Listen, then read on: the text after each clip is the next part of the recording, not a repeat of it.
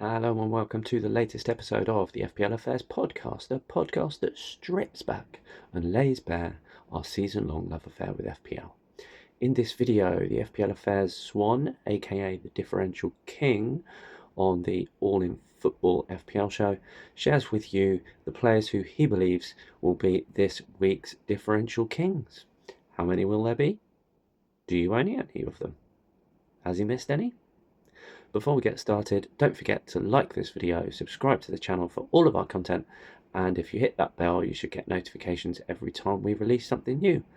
Anyway, enough of my small talk. Barry, get cracking.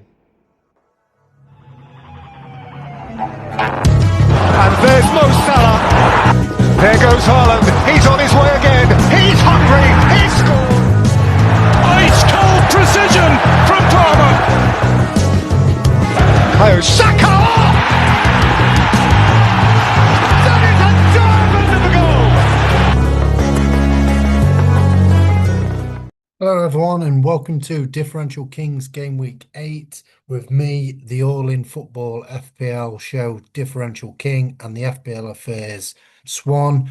What we're going to do this episode is we're going to look at the differential five-a-side results, see obviously who won out of the hosts and also out of the listeners, and we're also going to look at a little wild card draft that I've done. That's all differentials.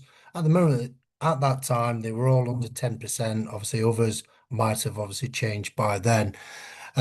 Also, we're going to look at the Differential Kings as well for Game Week 8 on form and fixture, and we'll see who is going to be on that. So let's get cracking. So the differential five-a-side. So we had a massive winner of the All in Football FPL show where Voice of the People got 22 points with his gamble with Sesko. Got the bulk of the points there and was also the pick of the week. Also Saka as well. He was lonely owned at 5.9%. Now he's obviously probably above 10 now. So I think he was 10.2 last time I checked. So with that, he's had an incredible week and he's won back to back now. So well done to Scott on that one. He was also joint second with the FPL Affairs Rooster Dave, who got 22 points, and the tiebreaker, we couldn't split them. They both had 20.2% owned, but they didn't win overall. The FPL Affairs Hippo Kieran, who took the gold, he got 25 points with 3 of his players returning. He had Verbruggen, the Newcastle new signing, Thiaw, Saka, Minter, and Walter Marder. So well played to Kieran on that one.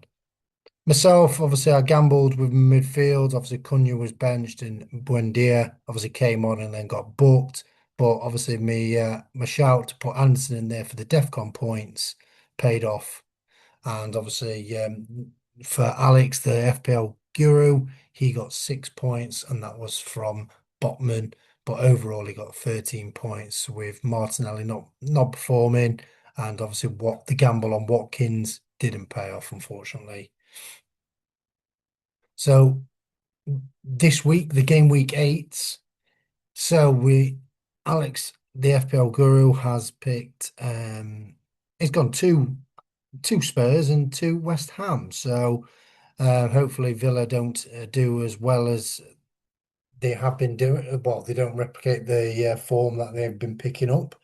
So, and Xavi Simons and Udogie could do the business. But Udogie was a bit of a gamble and he was a bit unsure to take it, but he's gone for it. But Areola is against my striker, Thiago, up front. So fingers crossed Thiago can do the damage and get rid of Areola's clean sheet. My team, I've gambled on Tariq George. I'm thinking he might start up top, and João Pedro will start as the attacking midfielder, especially with Palmer still being out and Enzo might have a little knock. So I'm thinking Tariq George might be playing as the false 9, like he has been doing under Maresca. Obviously, being a Welsh fan, unfortunately, Doku absolute tore Wales apart midweek. So Doku was my first pick, and hopefully he can tear Everton a new one as well. So Scott obviously picked a decent team. He gambled on Wirtz, so obviously hopefully he can replicate some form that he had for Bayer Leverkusen, but hasn't really shown it in a Liverpool shirt yet. Isidore looks obviously a safe bet up front. I'm going to touch upon him later in this podcast. And Hartman is a very good gambler. He looks defensively sound, getting a few DEFCON points and also some attacking returns, and still at 4 million. A wildcard draft. So obviously all these players I've picked was under 10%. I only had three players that was under 10 and three players that were under 1%, and all the rest were under 5. So I've also thought in mind as well doing a bench boost for game week 10. So all these players have got a decent fixture apart from Leeds, who's got Brighton away, but I could potentially transfer them out for a different team. So I've got for Bruggen in goal, Lemons in goal for Manchester United. Uh, my defence is Richards, Anderson, Strauch, Trippier, and Mukelele. So four of them five have hit a lot of DEFCON points. So that's another aspect that I was looking at to boost my bench as well when I'm doing the bench boost on game week 10. The midfield, obviously Saka, who's now probably above 10. So if I was playing it properly, I would take him out. But obviously, when I got him in, he was under 10. So I'm keeping him in. Gordon, who is still lonely owned at 2.5%. Foden is another player that's above the 5%. Okafor, who's looked really good this season so far when he stepped in. Dan James, obviously injuries, obviously, and Nonto's injury obviously paved the way for him to come in, and he hasn't looked back. My favourite, Yemi Pino, obviously he got a goal or assist. I think he's definitely got a return anyway in Spain's fixture, and then the strike force of Strand Larson, Isidore, and Walter Marder. So triple Newcastle in there. So I think obviously with Newcastle's fixtures going forward, and they've got a solid defence as well, with obviously Hall and Livramento injured. I think Trippier is going to start and obviously be on them set pieces and try and obviously get Walter Marder a goal from obviously his aerial threat that he possesses. So obviously that's my differential wild card with obviously the bench boost in mind. So if I've missed any, give us a comment on this video. Would be most appreciated. The differential kings for game week 8 based on form. So this is from game week 7. So none of them really performed. I've got Zubimendi with a clean sheet and Mukelele who got a DEFCON points. Everyone else just blanked, and it was a terrible week. That's why no one's got the crown and no one's even sitting on the throne, because it was a terrible display for the in-form differential kings. My game week 8 for differential kings for form, I've gone for Mateus Nunes, who's a bit of a my troll this season. I started with him at the beginning of the season thinking he would be the first choice right back, but then obviously Lewis played, and then obviously now once I got rid of him, he started playing, and obviously got a reward the other week with a goal. I've gone for a triple midfield with Longstaff, Stack, and Okafor in Leeds. I think with that, the form is 6.3 for Stack and Longstaff, and Okafor has got 6. And Tau for Newcastle has got 6 as well. So with that, Mateus Nunes, you're looking at stats for him. He's got a good 87.8% pass accuracy. And obviously his average touches in the 90 minutes is 93. That's above the average. That's usually between 50 and 70. So he's always getting on the ball and he's always in and around it. And also how obviously City play as well. He always gets into them central positions. So maybe potentially create a chance for Haaland, especially with the form he's in at the moment. Longstaff obviously averages 1.5 shots per 90 minutes, with shots on target at 0.38. So he's a bit of a holding midfielder, box to box kind of play, a bit like Stack. So with that, obviously his form's obviously replicated due to obviously the good returns that he had the other week. Stack, as I mentioned, a bit of a box to box player. He's got 12 shots this so far this season in the Prem and 1.8 per game. So obviously he's nearly on that two mark. So hopefully he can replicate and get one of them on target and beat the keeper to get that goal. Okafor, he's impressed me. That's why he was in my differential wild card team. He's had four games so far this season, got two goals, and he's got a combined XG per 90 at 0.44. But his XG, his expected goal is 0.34. So obviously you're not really getting an assist out of him, but you potentially will get a goal as it stands at this moment. He's averaging 0 0.5 goals per game.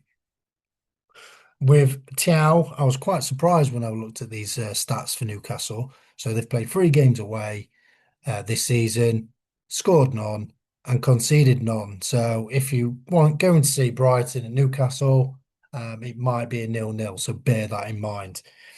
He's had four shots this season, actually, Tiao, from his three starts. And would you believe it? Three of them were headers. So he is an aerial threat. And obviously, with obviously the set piece takers that Newcastle possess with Bruno Guimaraes and Gordon and also Trippier, then obviously he could be a good aerial threat and a very good differential, especially being that lowly owned. The differential kings for fixtures. So recapping on game week 7, same again with obviously the form one. We've had an absolute mare. None of them really performed. Mitoma was obviously a gamble. He was obviously flagged and obviously didn't play at all. Danny Welbeck got obviously a token 1 point. Martinelli got 1 point and Cunha got 1 point as well. As I mentioned earlier, Bundia came on and obviously got a booking and Bergval didn't play, so not even the token 2 points that you usually get for over 60 minutes played. So a very, very bad performance. So hopefully game week 8, I might do better. So looking at game week 8 fixtures, I've gone for Thiago, who I picked in my differential five-a-side team. He's obviously been a really good form this season. He's got 4.7 currently at this moment of time, 6.3 million value and ownership at 2.1, playing West Ham away. My only problem with that one is obviously West Ham's got a new manager now with Nuno. Nuno's a very defensive minded, so you're potentially going to look at turnaround for West Ham's defensive attributes and get obviously more clean sheets there. So if you're looking for a long-term defender, then Diouf might be obviously a good shout. Obviously, he's getting attacking returns, and also with Nuno in charge, might get clean sheets. But back onto game week 8 fixtures, Isidore and Mukulele. I've had Mukulele in my differential wild card team, so I believe he's great value at 4 million. My only problem is obviously Ballard's back from injury now, so he might obviously get rotated out. But obviously playing Wolves as well, who obviously don't really score a lot. They've only scored one so far away from home, and Sunderland have only conceded two at home this season. So obviously there's going to be potentially a decent defensive display. Fingers crossed. But going back to obviously Thiago, he's had 12 shots and 10 of them were in target and is averaging a goal 0.64 per 90. So obviously, like I mentioned, he is in good form. Isidore. So with Isidore, he's had 15 shots and 13 of them have come inside the box. Wolves last season conceded 60 goals inside the box. So hopefully, for Wolves' sake, that doesn't replicate that because Isidore is deadly when he gets inside that box because he's already scored a couple of goals this season. I've gone for a gamble with Oscar Bob. Hopefully his dynamic dribbling and also plenty of touches and passing will get him the nod over Savinho. So with that, I've gambled he will start to try and obviously break up that Everton defence. That's very stubborn at times. So with that, obviously with Bob, you're looking at he's creating 2 chances per 90 minutes. So with that, obviously with Haaland's form, as I touched upon earlier, that could be easily 2 goals. And obviously he's boasting 90.2% on his passing accuracy so far this season. Lau Foster was a bit of a gamble really on that one because he hasn't really done as much as before. Obviously, Jaden Anthony is above my 5%, or I would have obviously picked him. But obviously, yeah, Lau Foster is 5 million, 2.4% owned. Leeds at home, obviously, we know Leeds are a physical team, and obviously Lau Foster plays. He is a physical striker as well. He does a lot of hold up play, so hopefully he might obviously get one of them assists, or maybe getting on the end of something and get himself a goal. So with that, that is basically all I've covered. If I've missed anything for any differentials that you might think that might be worth a shout, as I mentioned, don't forget to comment them because obviously I'll touch upon it and see if you can obviously beat my predictions. And also don't forget to like and subscribe and keep up the good work and hopefully green hours all round. And let's try and find some differentials. Bye for now.